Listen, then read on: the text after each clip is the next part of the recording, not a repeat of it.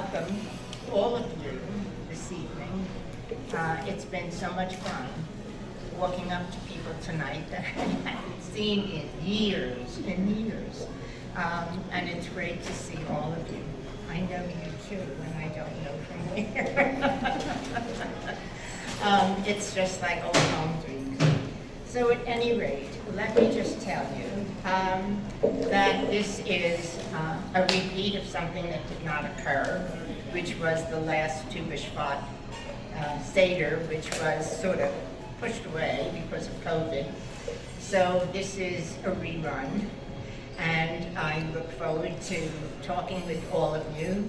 I will tell you that I'm sure most of you in your lifetimes have gone to a Passover Seder and stayed from cover to cover for 6 hours. I have, certainly.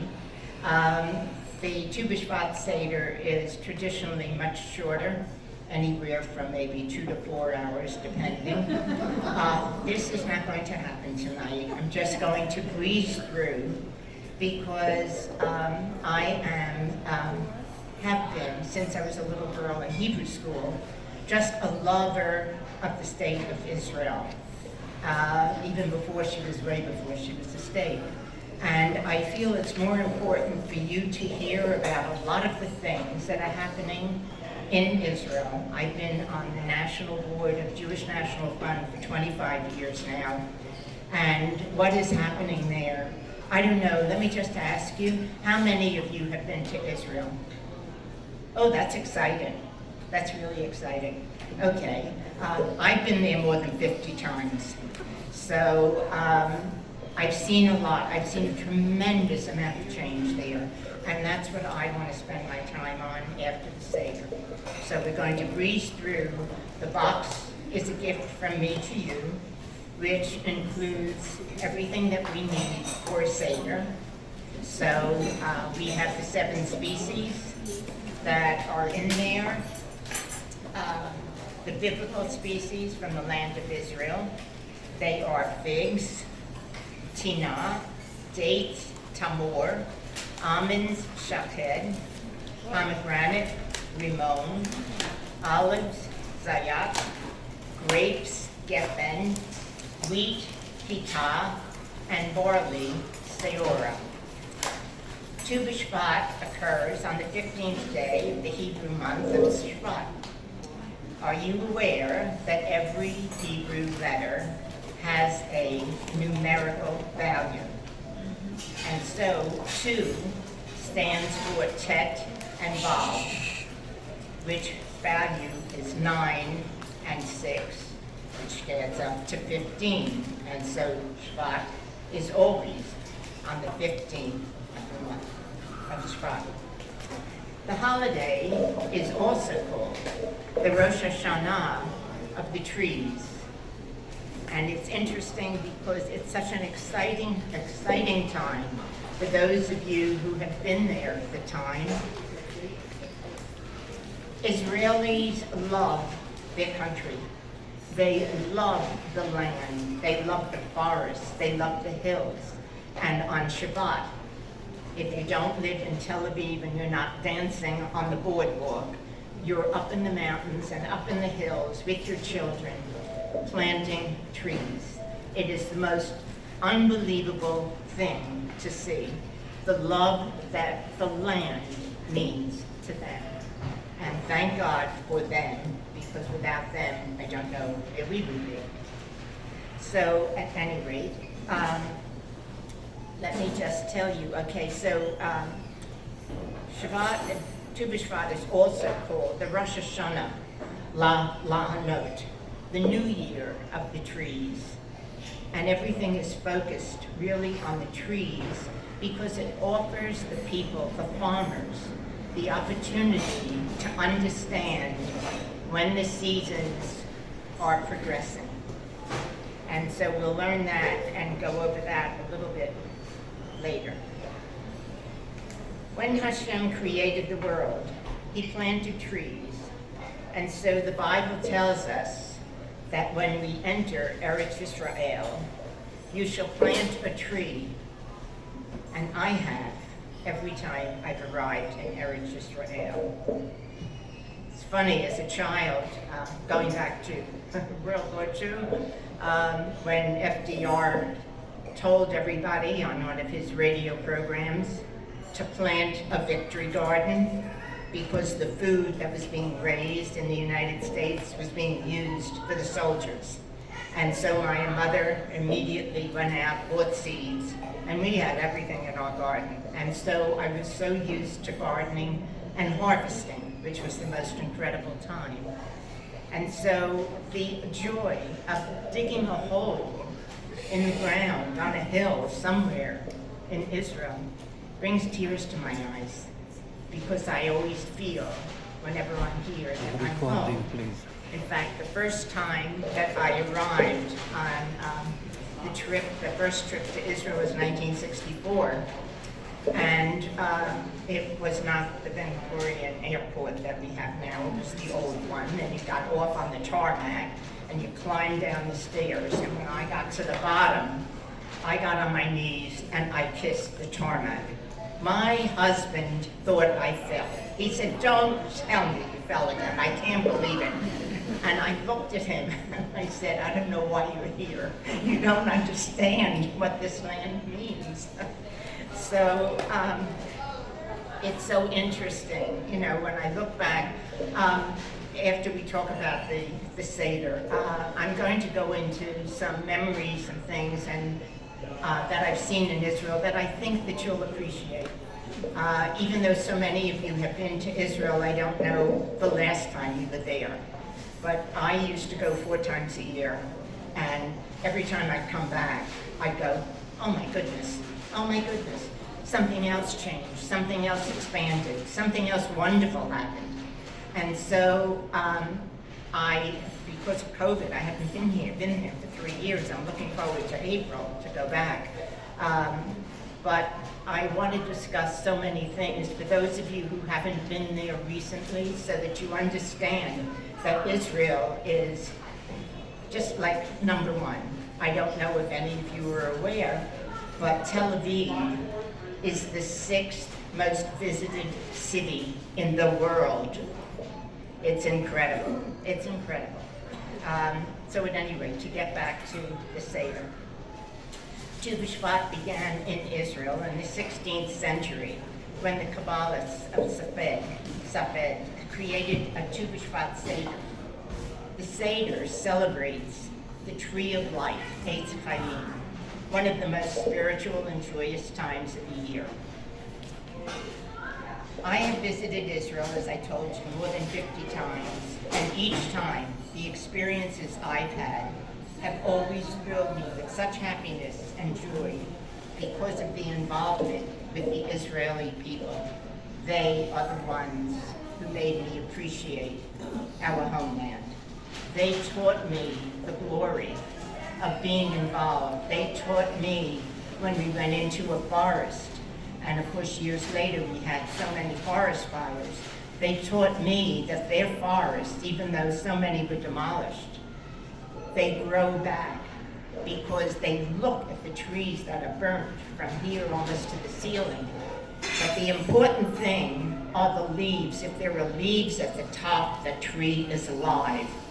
They also, after the Carmel forest, the first one that was one of the big ones that was burned, when that went down, I was here a week afterwards, and the devastation was horrendous. And I came back a month later, the forests were completely cleaned.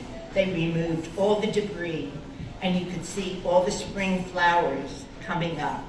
It was unbelievable, and that's forestation. That's what everybody, particularly in the United States, should be doing with what's going on the West Coast with the forest fires. You've got to keep the forests clean. It helps the trees, it helps the flowers, and it regenerates the earth. So, Tu B'Shvat, as I said, heralds the end of winter and spring's emerging life. The flowers are already blooming, not only in the fields, but also in the desert, and the almond trees are budding. On the holiday, we pay homage to the role of the trees. They shade and protect animals, and us and breathe life-sustaining oxygen for all beings.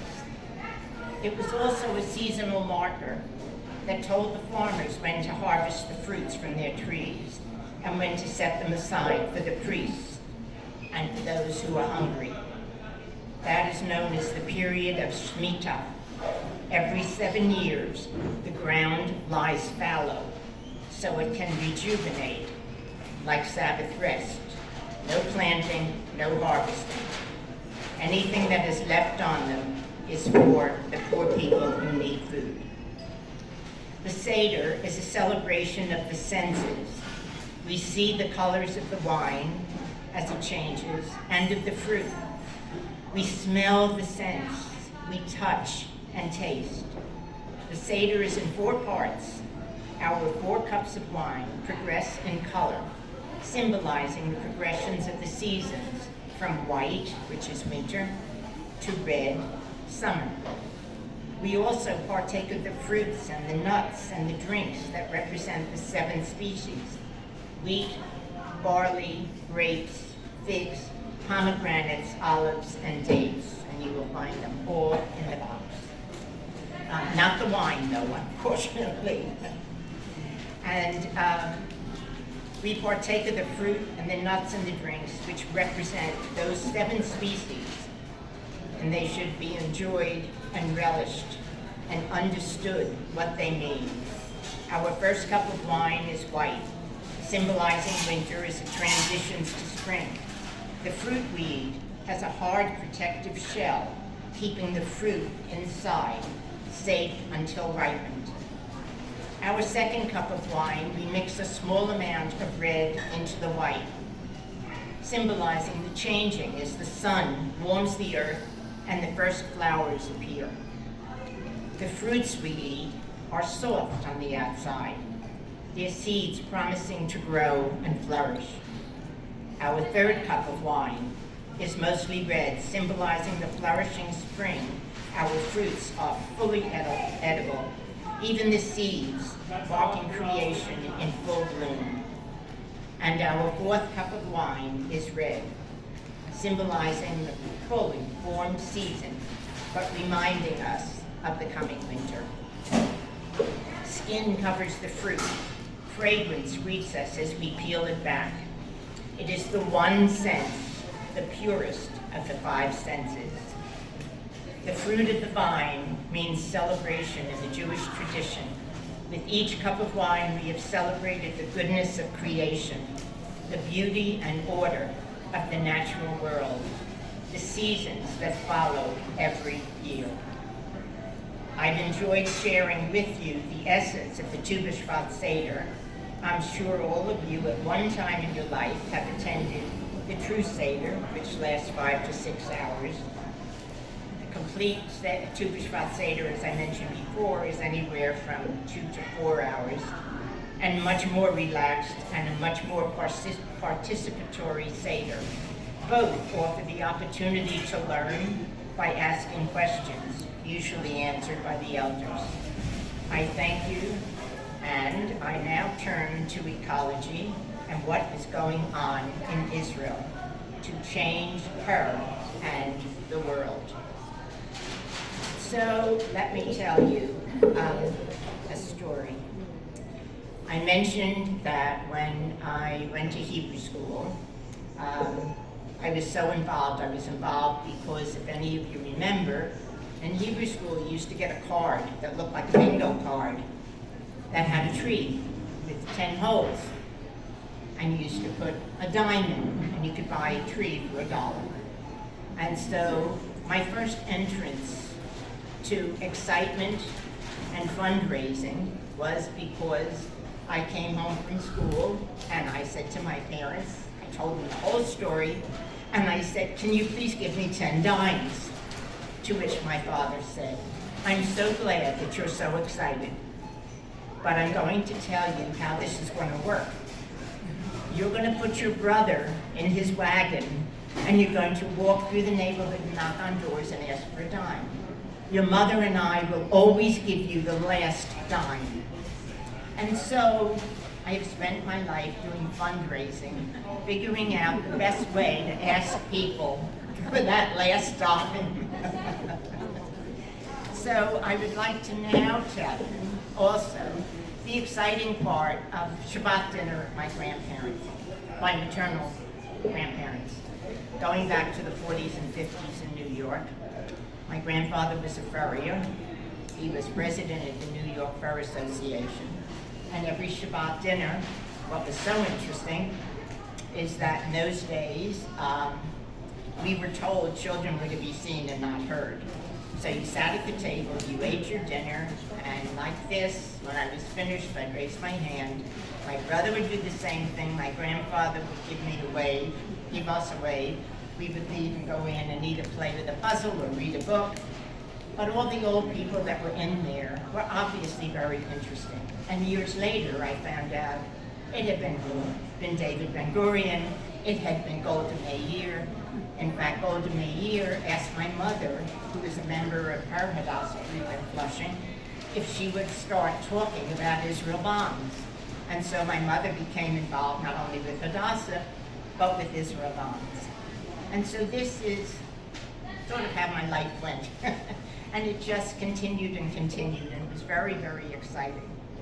And I became really involved. My father resigned when we moved to Philly, resigned from the JNF board of directors, but with the stipulation that they would appoint me to fill his seat, which they did, and which I did. In those days, they really didn't care. They thought that we were all ready, to serve coffee or sandwiches or whatever. If you said something, they couldn't care less. But that's okay. I kept fighting. And I've been there, I'm on the national board now for 25 years.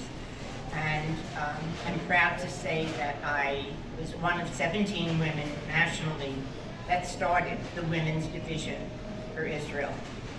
We started with 17 women back in 1998.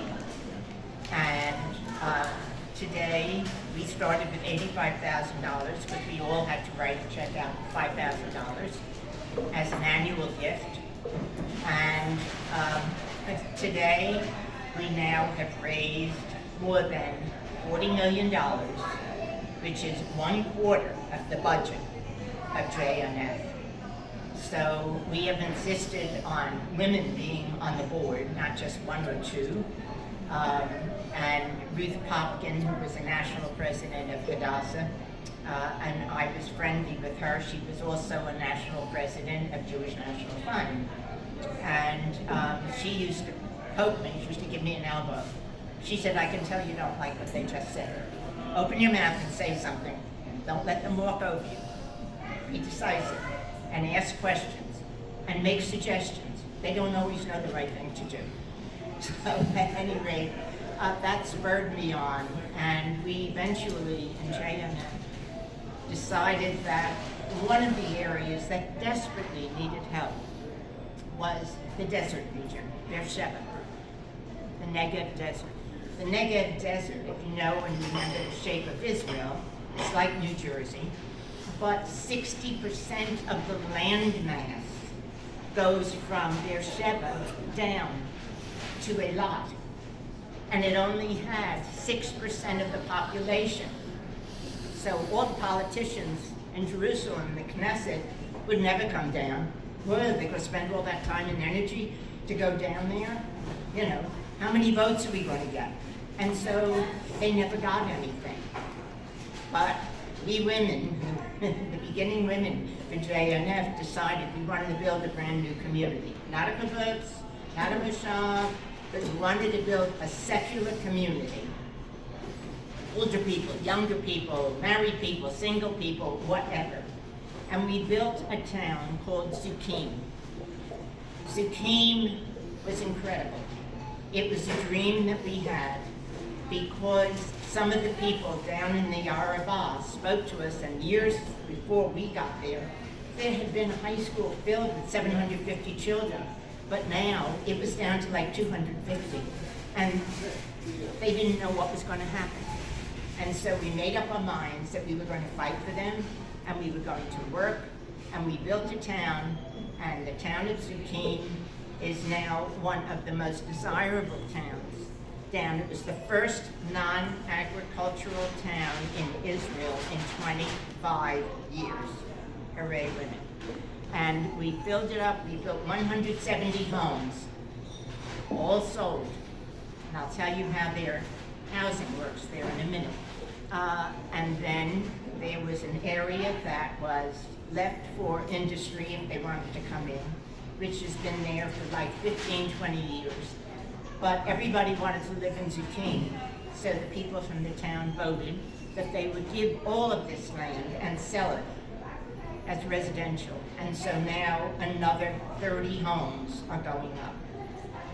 Now the thing that's really, really interesting is that when we started with this, we had no idea. All we knew is that we heard there was a kibbutz there and there was a moshav there, and there was no cohesiveness. You know, you were building another place, and like nobody couldn't walk next door to the neighbor. But unfortunately for the family, but fortunately for Zucchine and the area, someone who was involved with JNF's father passed away, and he was a sportsman. He loved sports. And so the money that was left, the endowment, built an all-purpose court. Basketball, soccer, tennis, whatever. Well, coincidentally, you never know what's going to happen. One of the moshavs down the road had a pool, but the guys wanted to play basketball. And so they came and they had a meeting. And they said, how about if you let us use the basketball court, come down and you use our pool. And that was the beginning of the growth of all of the developed areas that were already there. And so it's so exciting when you see that, again, when we dedicated Zucchine, we were on this open piece of ground that was nothing. And I said, I bought a mezuzah, and I said, I want to hang the mezuzah on a doorpost. And they looked at me and they said, what are you talking about? There are no doors here. I said, get me 2x4s and we'll put them up. And the men were hysterical. They couldn't believe it.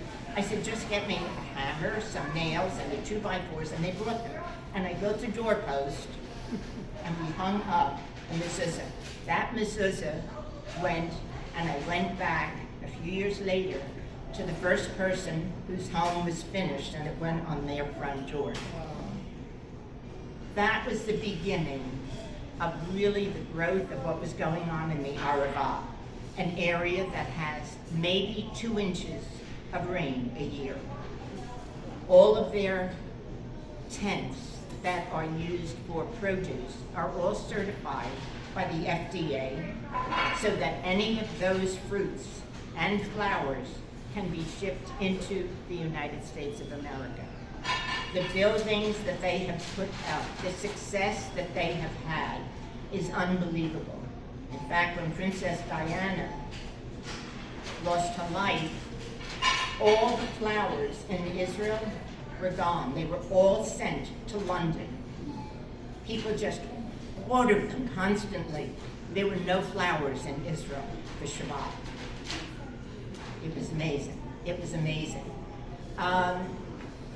So at any rate, the one thing that's interesting too about the growth that's down there in relation to agriculture is the fact that we have drip, I'm using the word, okay. Thank you very much. Okay, and it's fascinating to watch. I mean, as a kid, I know how we grew things in the garden, and I went into these tents, and the strawberries are strung from up there where the pipe is with the water and a hose that comes down.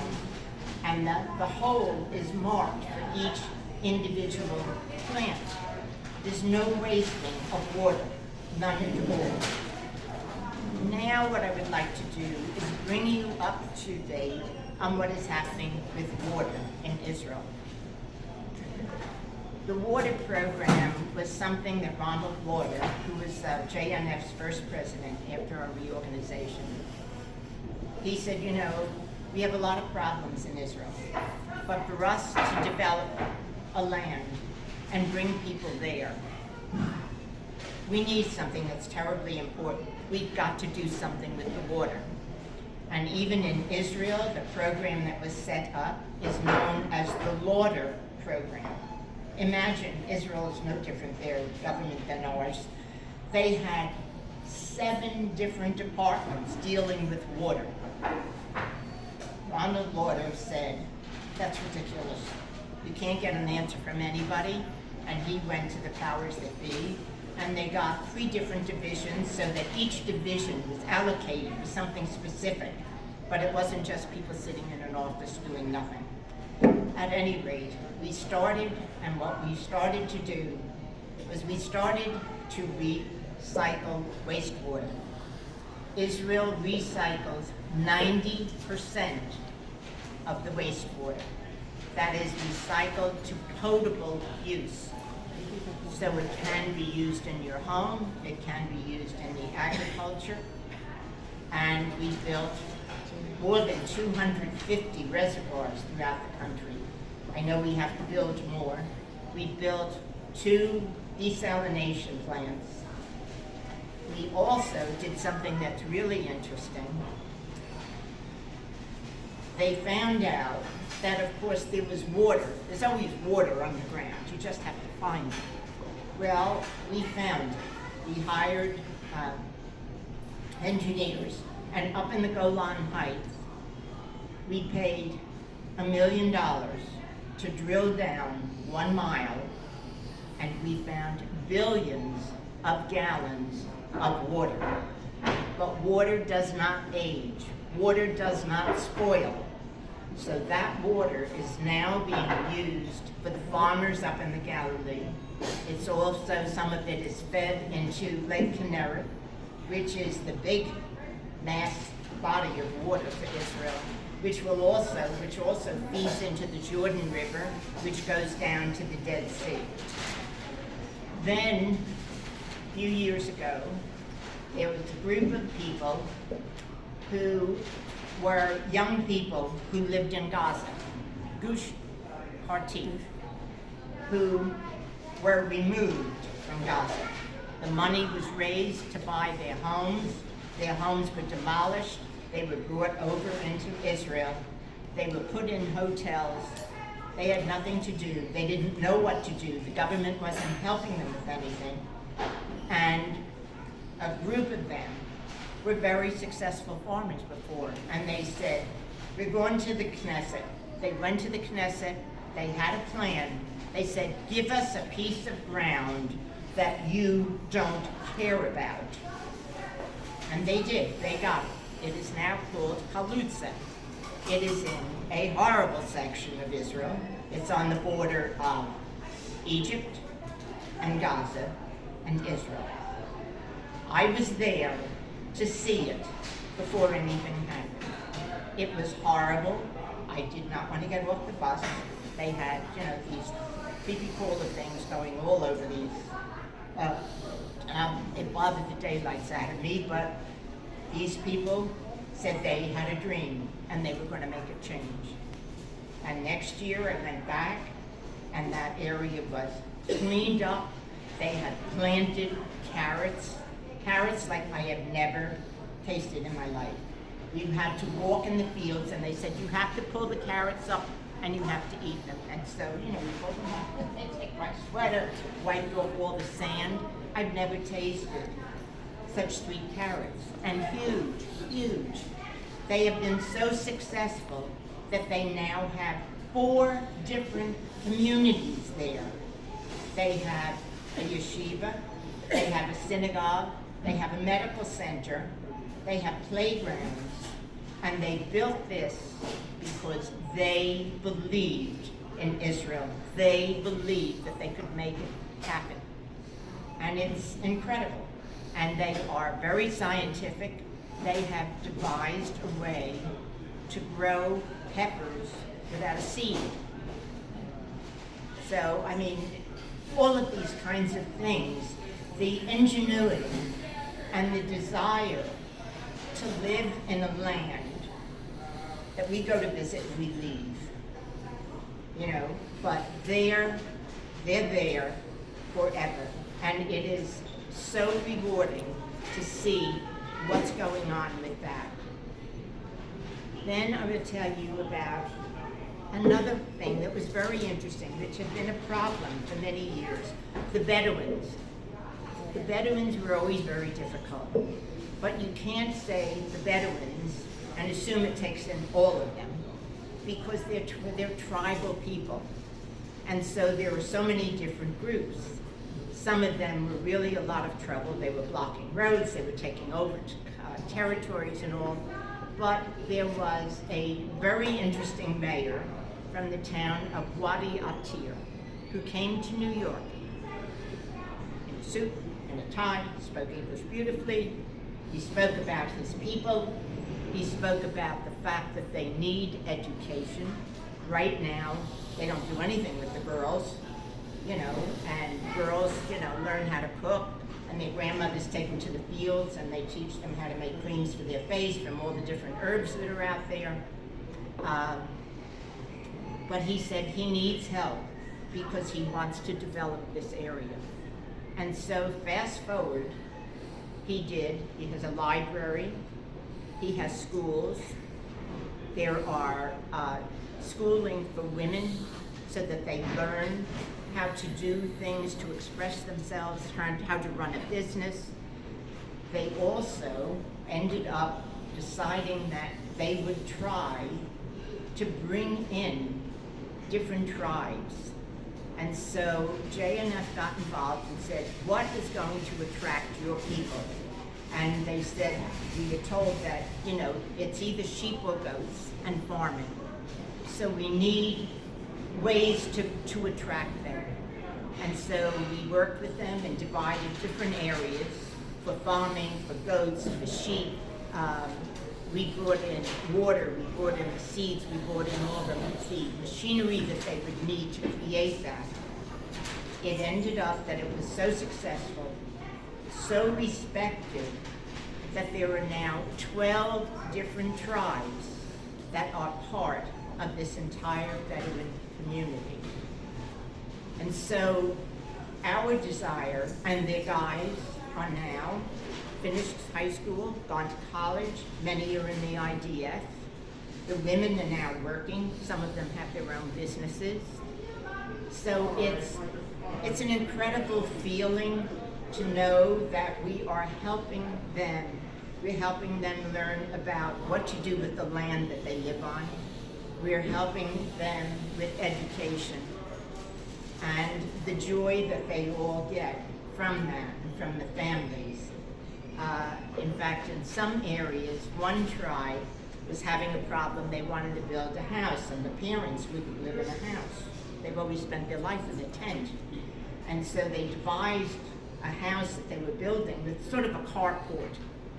But under the carport area, they put in a big tent. So the parents, that was the parents' home. They lived in the house. And so they learned what modern living is like, but they maintained, what they were used to. Well, we know that. We've all had grandparents and parents who, leave me alone, I'm not leaving, this is where I want to be, kind of thing.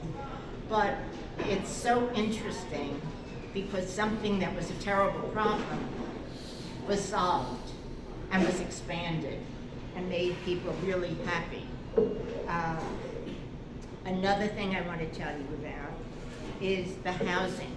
What we have done in JNF is we have what are called task forces, and there are 1 or 2 chairs of the task force. And one of the problems, 2 major problems of course, was housing and also water. Those are the 2 most expensive task forces. People that are on that, because of the money involved, are donors of $100,000 a year. And so that money, when you buy a house in Israel It's not like anything we know. We know we want to go buy a house, want to change location. You drive there, you go in, you look at the apartment, you look at the house, 1, 2, 3, you tell the agent, I really like it, you write out a check, boom, file, finish. In Israel, forget about it altogether. You want to buy a house? You can't go into an area that's supposed to be developed unless there are 10 or 12 who want to buy a house at the same time. The government will not spend the money to put the electricity and the water line in. You have to have all of those people clustered together with all that money. Well, it took forever and it wasn't working. And so again, Ronald Lauder stepped up and said, we're going to set up a system where we lend them the money. That way they have that money for the improvement. And when they get their mortgage, that will be included in their mortgage. They will take that money out and pay us back. It has worked 1,000,000 times over. The homes that are spreading, the people that are moving, and then there's an organization called Nefesh B'Nefesh, which brings people from the United States. It is so finely tuned now. If you want to make Aliyah, they handle everything. Even hire a plane specifically for Nefesh B'Nefesh. We brought 9,000 people to Israel this past year. Now what do they need? They need houses, they need schools, they need jobs. And so Nefesh, we have been working with them and developing communities. So one of the big things that we found out was that they need medical care. We build medical centers, not hospitals, but medical centers. And we have built these in such a way that we now have another task force called Doctors for Israel. And that's a cheapie, it's $1,000 a year. We take them on tours and show them around. They are so amazed at what they see that they now have created programs so that when something happens in Israel with a family and they don't know what to do, they get right on their computer and they have a list of doctors that they can zoom into and get responses immediately. So now we've fixed up a problem because basically if you lived in the Negev, the only hospital to go to was to go to Beersheba, to Ben Gurion University, to Soroka Hospital. And that, depending upon where you live, is an hour or 2 hours away. So now, if there's a problem, they have the x-ray machines, they have doctor's advice in the United States or whatever.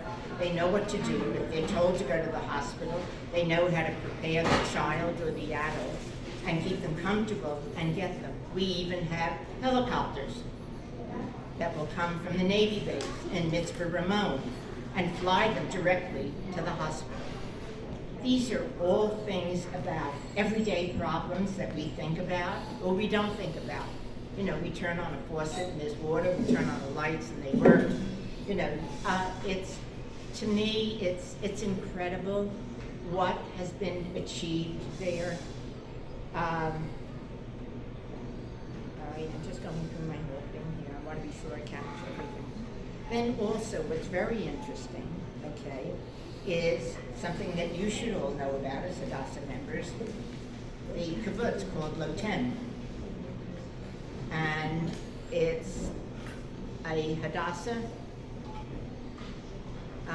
project.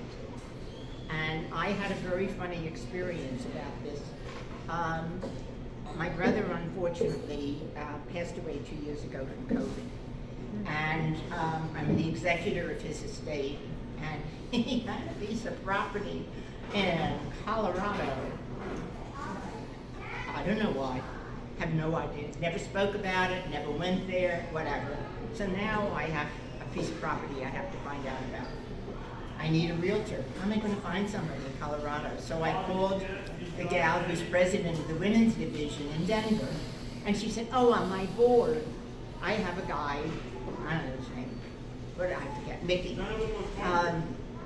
And I called him. And we got to talking in conversation, and he mentions that he used to live in Israel. I said, oh, are you an Israeli? Were you born? No. I was American. I went there. I fell in love with this place, Lotem. And I stayed. And I said, really? I said, you know, I went to Lotem twice, and I remember meeting somebody, a guy, and I come from a family of tall people. My father was 6'1", one brother was 6'3", another one was 6'6", so I'm used to big people. And I said, I remember there was one guy who was really tall. He had a lot of blonde hair. I said, and I remember his name was Mickey.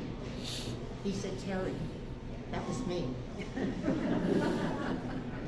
And so, I mean, he's been helping me try to get rid of this property. I don't know, that's never going to happen. But Lotem is a fascinating place. It is the largest, has the largest solar fields. It also has the best, I mean, I don't know that I would want to live in it. They have mud huts.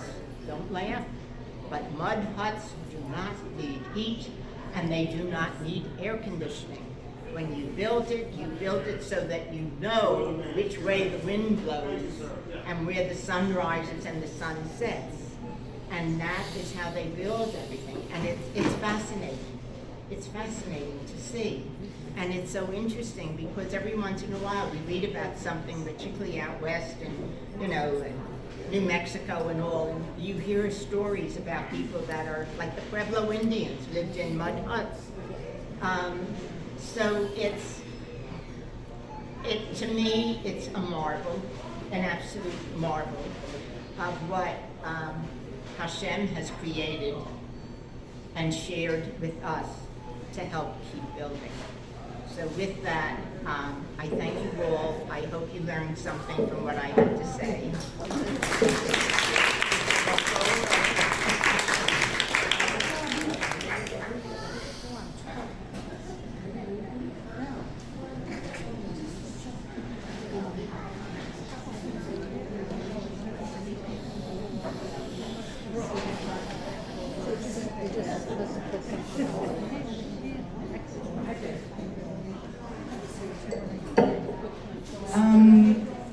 Before I do the last thing, does anybody have any questions for Terry? Yes.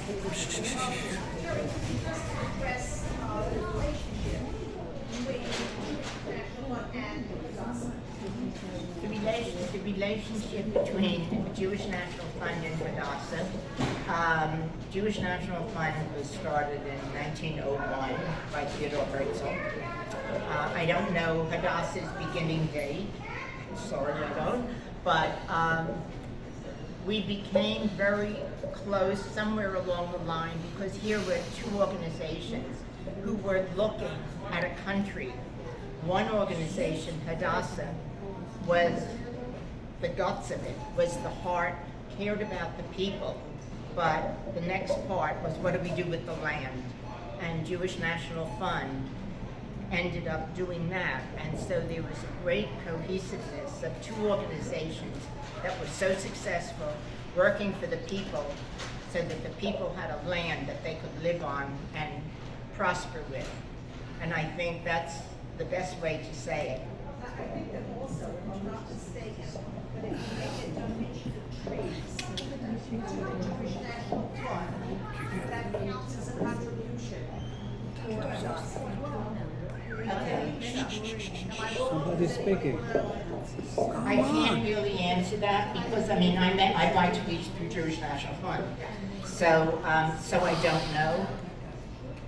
Jewish National Fund donated the land for Hadassah and Canaan. Can you speak up? Oh, interesting. Jewish National Fund donated the land for Hadassah and Canaan to be built on.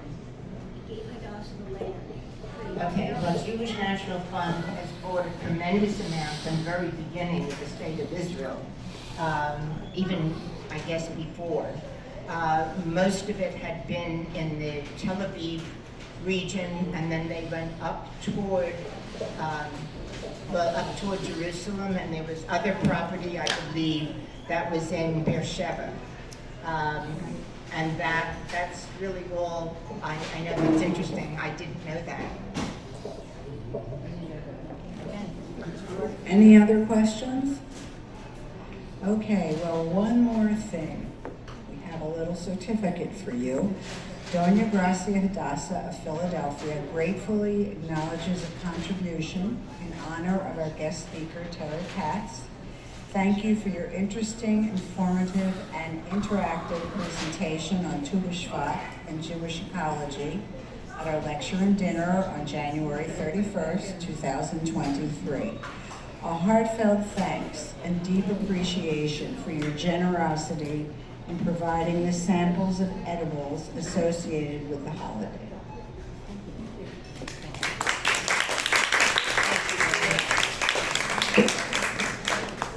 It's been a pleasure, it really has.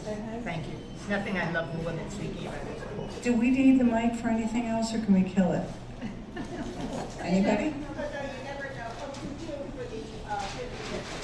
Oh, right, okay, so don't kill it. Sorry, we have somebody standing behind. Do we want to do that now?